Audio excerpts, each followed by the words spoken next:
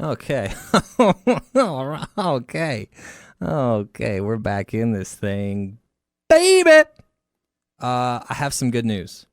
For those of you that normally watch on the YouTubes, I haven't had access to a good camera. Let me turn my mic up here a little bit. There we go. Oh, beautiful, beautiful. Is that the same? It looks the same, but I did turn the mic up. I'm gonna just turn it back down just a little bit. I'll fix that in post. Let's get back on track here. The good news is I have accessed a camera. So the next podcast that I cut will have, fingers crossed, video and be available on the YouTubes. It's interesting though because it's a 360 camera. But from what it looks like from the box and everything, it looks like you can just have it film like in 360 mode or in regular mode. It's charging right now, or I would be testing it out. Excuse me. How rude is that to burp into a microphone? That wasn't really a burp though. It was kind of like indigestion. But yeah, so got the good news out of the way. We'll have a camera next week. I did come prepared today. I brought some topics. Some good topics. Let's start off with this. The hero of the week. Oh, I like the way that sounds. Hero of the week. That's going to be a new segment. Hero of the week. This is the first installment of Hero of the Week. Damn. I'm so good. I'm creative. It's probably already a thing. That's probably, we all know that I like to steal stuff. Do I like to steal stuff, or did I make that up? Either way, hero of the week goes to, what's this dude's name? I'm not as prepared as I thought it was. Let me find his name. We'll figure out his name as we read the article. Listen to this headline, though. Passenger wears 5 pounds of clothes to avoid airline fee. Now, I'm not even going to read any further right now. Let's just go ahead one time for this guy. We'll figure out his name shortly. You know, you gotta beat the systems, because with some airlines, like, what have I flown before? I don't want to bury anybody here. I've flown Delta, American. Oh my God, I've flown Spirit. Jesus, if you can avoid flying Spirit, do that, because I've only flown Spirit once, and it was, well, actually, you know, I take that back. If it gets you there, it gets you there.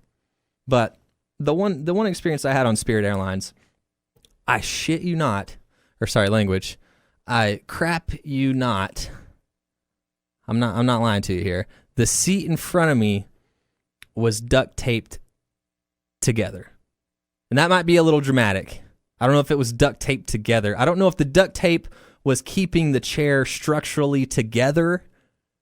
I would assume not, but I do know that there was duct tape on the chair in an excessive amount. Maybe it wasn't as excessive as I'm making it sound. Either way, there was duct tape on the chair holding something in place on an airplane that I was in, flying through the sky. So if they can't have their chairs on point, you know, it makes you not even want to think about the rest of the plane. Side tangent, either way. Okay, passenger wears 5 pounds of clothes to avoid airline fee. I'm all about this, because a lot of these airlines, they'll give you, one personal item that can be 1 inch by 3 inches in diameter. They got their tape measures out, you know, making sure that you're not going over the limit. And another thing with airlines, why are you overbooking these things? Like, everybody that's standing, like the last time I flew, everybody's standing there, paid for their ticket, and they say, oh, sorry, we're over capacity. It by like 5 people. It's like, if you only have 87 seats on the plane, why are you selling people 100 tickets? That doesn't make any sense. Why should that be? And I get it. You're trying to, you know, cushion yourself in case someone doesn't show up. You know, oh, we still got the money, whatever. But still, and then you're gonna ask people like, oh, we need 5 volunteers to hang out, and we'll give you a voucher or you know, some free AirPods or whatever. Dude, I don't want AirPods with the American Airlines logo on them. I'm sorry. I want to get to where I was going on the day that I said I was going to get there. Don't inconvenience me because you're greedy. Whew, side tangent. It's getting hot in here. Hold on, I got to take my jacket off. See, I get worked up. These topics get me worked up already. Jeez, and we're not even on the topic. These are just these are just side tangents to the topic. Overweight baggage fees. This is part of the article now, by the way. Overweight baggage fees can take a bite out of travel budgets. They sure can. So one quick-thinking traveler had a plan to save her hard-earned cash. Jel Rodriguez. This is a woman. Jel? Her name is Gel. Gel. Or Gel. I don't know. Let's not get caught up on the schematics here. Schematics, is that the right word? I'm not going down this rabbit hole again. I'm not going down this rabbit hole again of saying words wrong. If I said it wrong, I said it wrong. You can call me out wherever. Jel Rodriguez needed to lessen the load in her suitcase from 20 pounds to under 15. So she pulled out 5 pounds of her clothes and started dressing at the airport. Gangster move, Jel/Gail. Gail. I'm all for that. But the only thing is once you get on the plane, I don't know what maybe I'm just hot in the studio here. Like I'm pitting out. And it happens on planes too. I don't know if it's because they got the, heater on or what, if it's just everybody breathing super heavy because they're nervous. But I get super hot on airplanes. So although I like this idea, I feel like I wouldn't be able to execute it because I would just be so uncomfortable. I would sweat through all 5 layers of clothes, all 5 pounds of clothes. According to The Sun, the woman shared a photo to Facebook where she appeared to have donned at least 3 tops, 2 pairs of pants, and 4 cardigans. See, 4 cardigans? First off, where are you traveling that you you need to take 4 cardigans? I mean, I don't want to be judgmental here, but 4 cardigans, I feel like that's an excessive amount of cardigans. Why do you own 4 cardigans? I feel like you should have 1 cardigan, 2 tops. But I mean, hey, some people, if your look is cardigans, who am I to say anything? I'm more of a sweater guy. And I've only got 2 sweaters. Probably 1.5 at this point because I know I have 2, but I just don't know where the other one's located. But that's neither here nor there. The caption, Rodriguez writes, from 9 kilograms to 6.5 kilograms baggage. And then a really long hashtag, excessive baggage challenge accepted. Oh, is this going to turn into a challenge? Wow. See, I guess here's my question. Maybe this is just me being stupid, but if the 5 pounds, what does it matter if the 5 pounds is on her body or in her bag? It's still, that 5 pounds is still on the plane. Maybe it's distributedly different. Distributedly? I know that word was wrong. Distributed differently. Either way, good for her. I feel like she's not the first person to do this, though. But she's going to be the person that gets coined with making it a challenge. There I am doing that Bill Burr voice again. Is that a nervous tick? Is it because I'm doing this thing alone now? Maybe. I don't feel like I did that when I had Miho. Because anytime I get nervous, I would just make fun of him. Instead of talk like other people. Okay. Good for you, Gail. That's the hero of the week. What else we got here? Let's take a look. See. Oh, how fitting with it being Sober October and all. Oh, a little quick Sober October update. See, that's how good I'm doing on Sober October. I forget that I'm doing it, which compared to last year I was literally counting down the days. Like literally counting down the days. Sometimes even the hour. I'd be like, okay, 5 more hours until 3 more sleeps and I'm good to go. Like this time, the first week and a half, I would say, it was kind of like, okay, this is Okay, I'm over it. I made it a weekend. I didn't drink, pat myself on the back, feeling good. There was a few times within that first week and a half where I was like, I'm up here alone. Nobody. I'm living alone. Nobody knows. I could have a little sip. Oh, hold on. Oh my God. Oh, excuse me. How rude. Yeah, there was a few times where I was like, I could. There's a bar right next to my place. I was like, I could go have a few drinks. Nobody would know. But integrity. It's what you do when no one's watching. It's what you do when no one's watching. There's a few things you could do when no one's watching, but we're not going to get into that. We're talking about integrity here. I have not had a drink since September. What's the last day in September? Is there 31 days in September or just 30? Either way, September, October, yeah. I haven't had a drink or anything to alter my mind this whole month. I'm on day 17. And we're going good. Honestly, haven't even thought about it. One thing that I do know, or that I have noticed, same thing I noticed last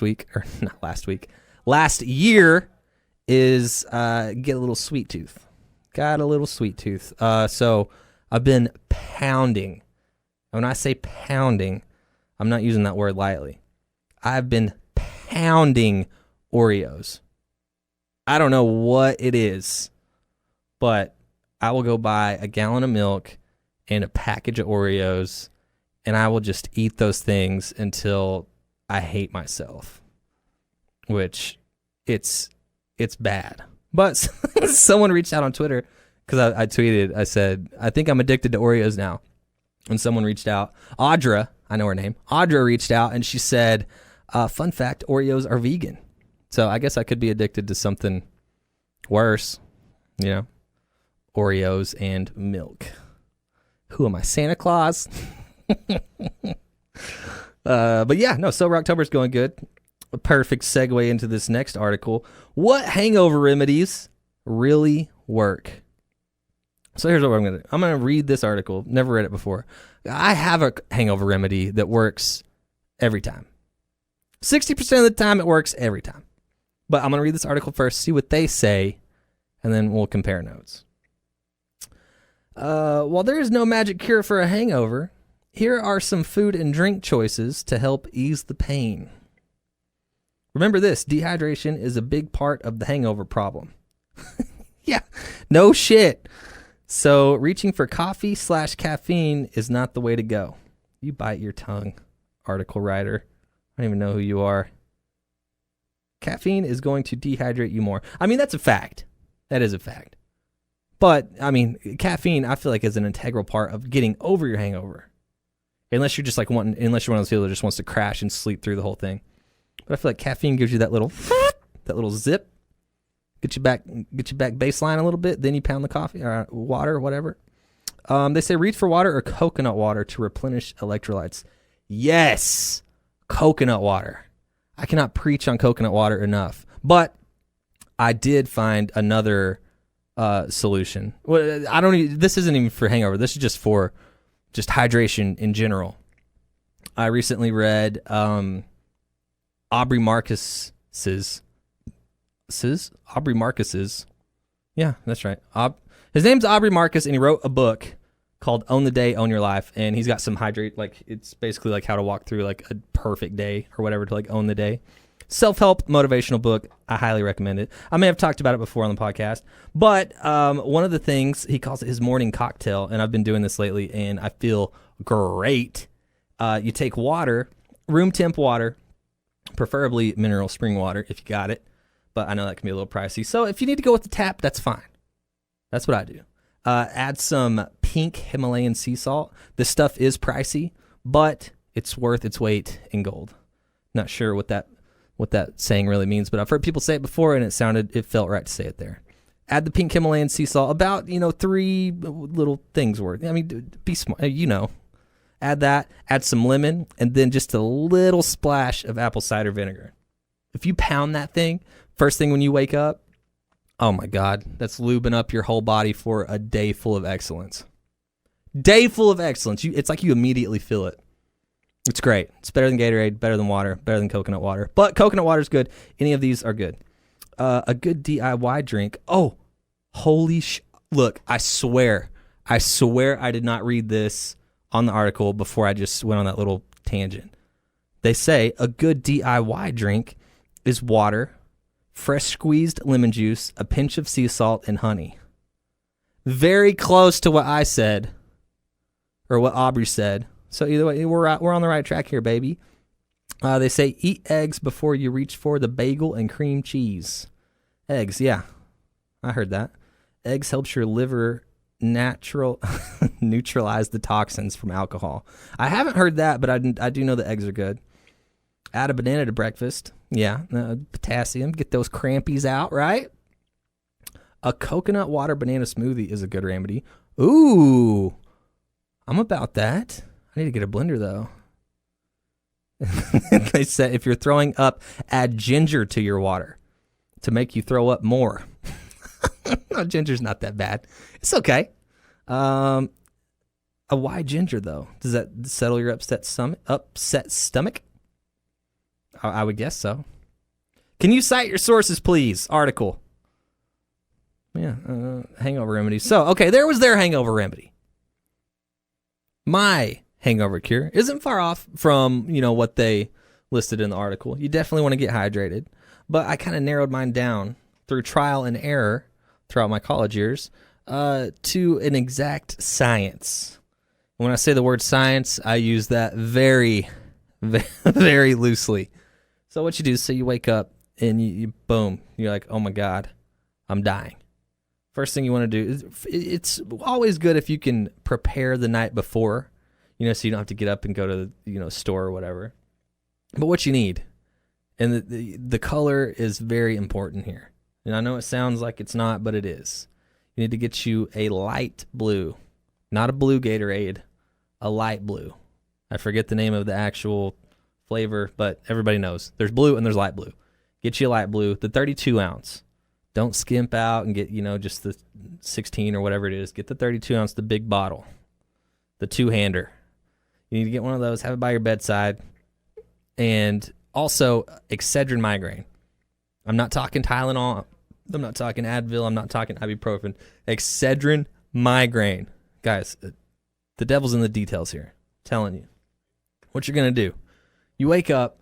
First thing you want to do is, I know this sounds like drug addict behavior, but it's just to get the drugs in your system as fast as possible. You want to crush up those Excedrin migraine, depending on the severity of your hangover. If you just got a mild hangover, you don't have to crush them up. But let's say you're dying, crush those things up. Trust me, it's going to taste bad for 30 seconds. Boom, pop that powder in your mouth, swallow it, wash it down with the blue Gatorade. You got the 32 ounce, so you got enough to do a little swishing around in your mouth, get it all out of your teeth and everything. Boom, step 1. Step 2, if you do participate in preferably legal recreational marijuana, if you live in a state or an area that allows you to do this legally, I recommend, taking a little pinch hit. I like the pinch hits. I'm not one of those people that likes to get super, super baked or super stoned. Like some people just, they live their lives stoned. And I know a lot of people probably think that I do that, but I don't. I like the little pinch hits. I like a little taste here, a little taste there. It's to enhance your life, right? Not to rule your life. Either way, another side tangent. So yeah, if you live in an area where you can do this legally, take you a little rip, take you a little pinch hit, okay? It's gonna relax your muscle. You know what it does. Okay, so we got steps 1, 2, and 3 out of the way. And if you are in a relationship with someone and they are with you, or you're with someone comfortable with, that you can partake in some consensual extracurricular activities, now keep in mind, these steps have to go in order. You can't just wake up, have the extracurricular activities, then drink your Gatorade. You got to go in order. First thing you got to do is you got to get that medicine in your body, right? Wash it down, then the pinch hit, and then the extracurricular. You'd be surprised how much a little lovin' will do for your headache. It's not going to do much for your stomach if your stomach's upset. And just to disclaimer, if your stomach's upset, I wouldn't recommend the extracurricular, because things can get things can get out of control fast. Okay? And it maybe let's say you don't. Let's say you don't have a partner. You're like, man, well, I can only do the first 3 steps. This would be a good time if you want to practice a little self-love. Yeah? Maybe. We're all adults here, okay? We can talk about these things. Nobody's being gross. Nobody's being vile. We're just talking about hangover remedies. You do those 4 things in order. Take a little nap. Set your alarm for maybe another hour and a half.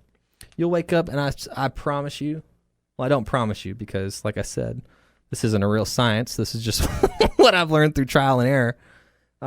You will feel like $1 million. At the very least, you'll feel like a $100 bill. Thinking about all the things you can do with a $100 bill. A lot more than you can do with how you felt when you originally woke up. So try it out. Or don't. Or you can just lay there and cry. I've done that before too.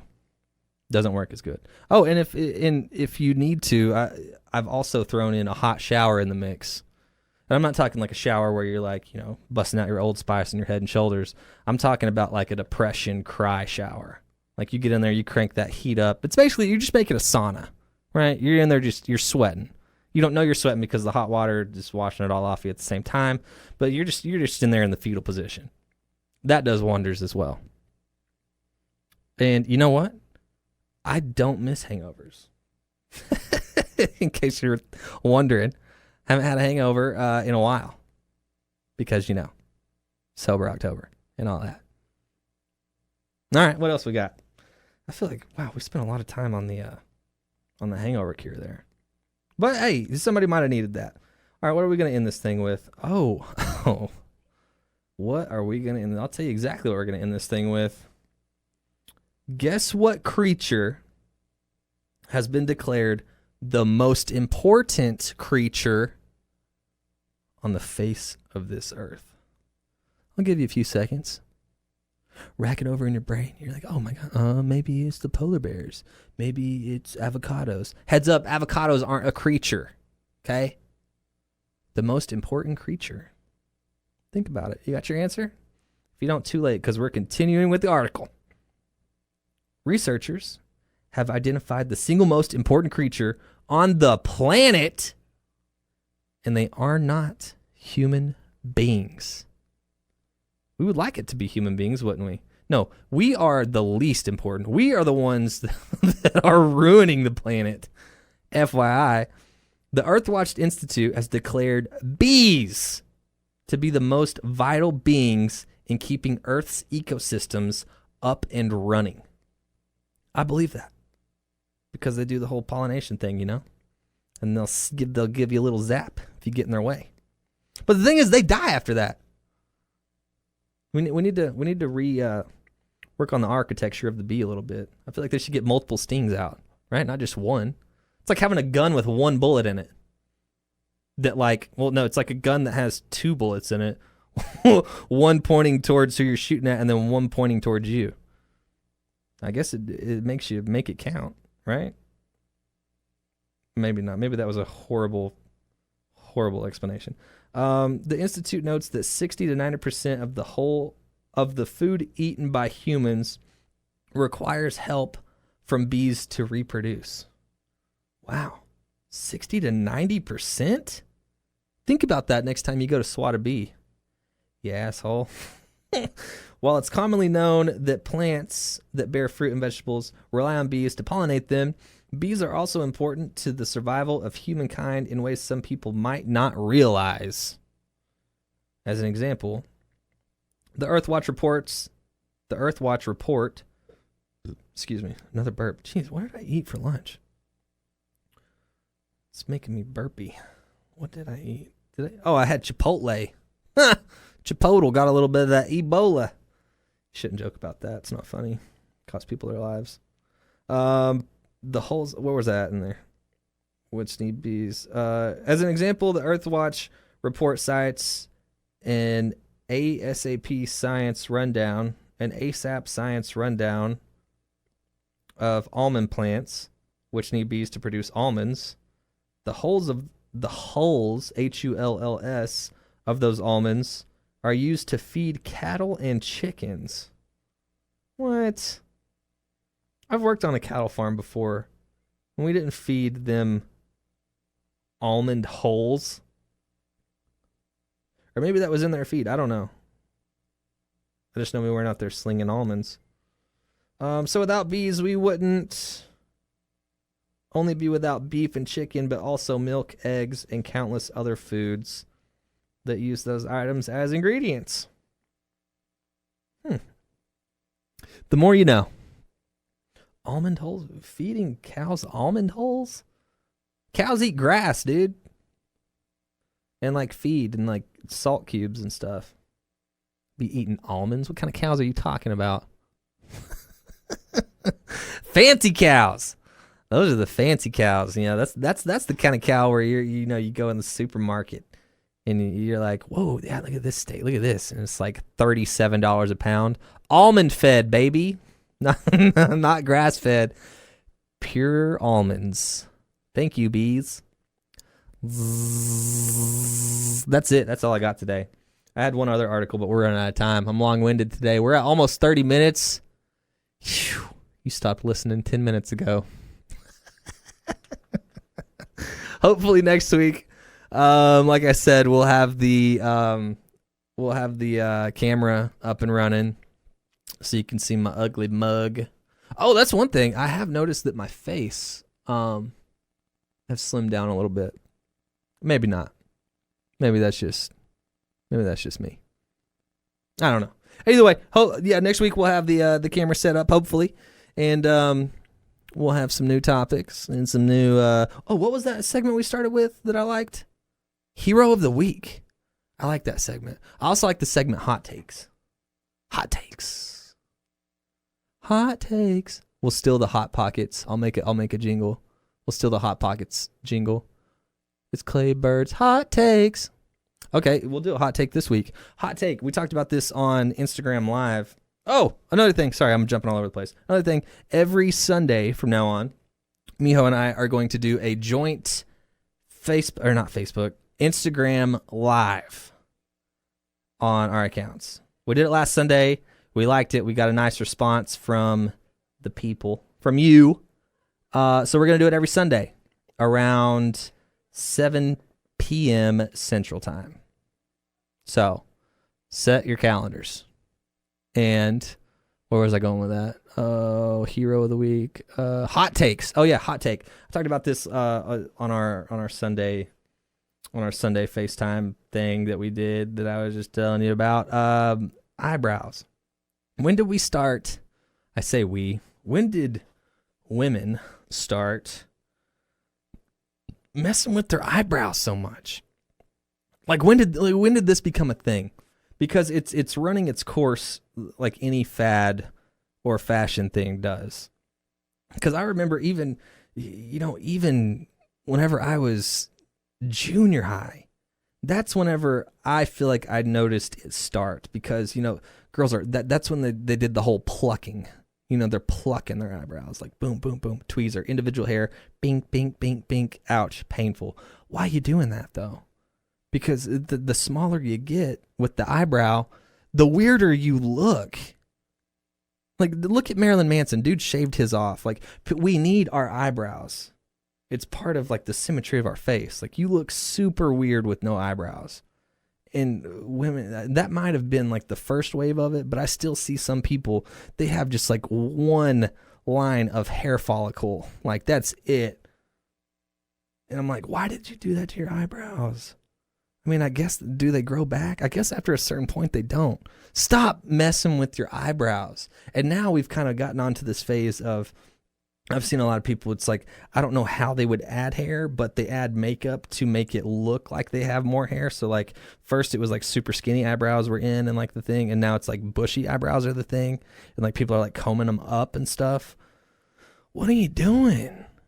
Can we leave them alone? Like, what's wrong with the original design of the eyebrow? I feel like there's just enough hair there. Not too much, not too little. I understand. No, let me backtrack a little bit here. I understand if you want to clean up the middle part so it's not connected, the unibrow. I get that. But the whole trim in and then, I got it too thin, so now I'm going to add makeup. How counterproductive is that? It's like sagging your pants and wearing a belt, which I guess I used to do that, so I can't really harp on it too much, but it's like just pump the brakes on the eyebrows for a minute at least. Like, let them breathe. And then people get their eyebrows tattooed on. I don't know. Maybe I'm out of my wheelhouse here. Maybe this is just something I'm never going to understand. But if you're a woman listening to this and you're messing with your eyebrows, just let's just give them a second. Just let them be. Let them be. Just see if you like it. When was the last time you didn't mess with your eyebrows? And maybe you don't mess with your eyebrows. Maybe you're like, dude, I don't know what you're talking about. But some people, they're butchered. You don't need to be doing that to your eyebrows. That's my hot take. And we're going to end on that. If you're not following us on socials, TSITR Podcast on Twitter, Facebook, Instagram, YouTube, Spotify, NASA, wherever. Wherever you find podcasts, you'll find that. And I'll be back next week